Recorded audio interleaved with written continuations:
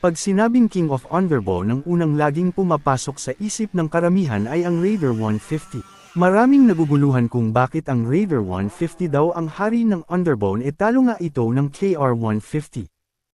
Pero bakit nga ba ang Raider ang hari ng Underbone category hindi ang KR?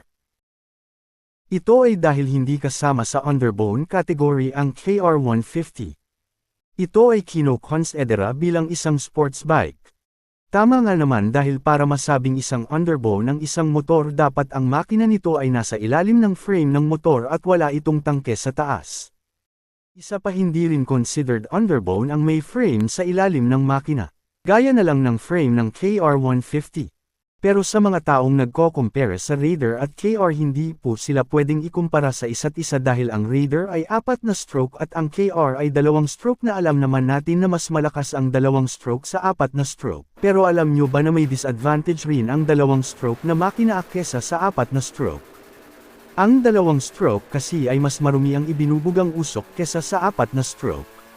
Kaya sa ngayon bihira ka alang makakita ng 2 stroke na motor. Ito na rin siguro ang dahilan kung bakit hindi na itinuloy ng Kawasaki ang produksyon ng KR150. Pero kung sa pabilisan mangangibabaw talaga ang KR kesa sa Raider, pero dahil hindi nga kasama sa Underbone category na sungkit ng Raider ang bansag na King of Underbone. Wag na natin isama ang ibang brand dahil mas hahaba pa ang usapan. Basta sa laban ng Raider at KR panalo ang KR pero hindi pa rin siya ang King of Underbone dahil hindi siya kasama sa category.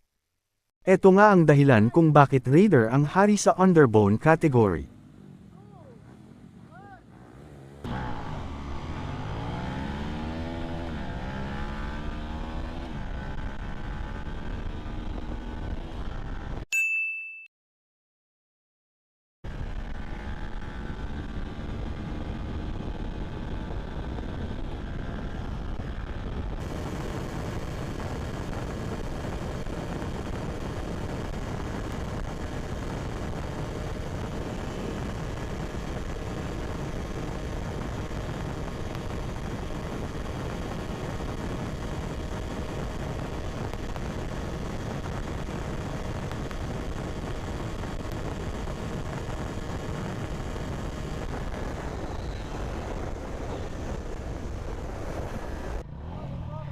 Tatlong beses, busina.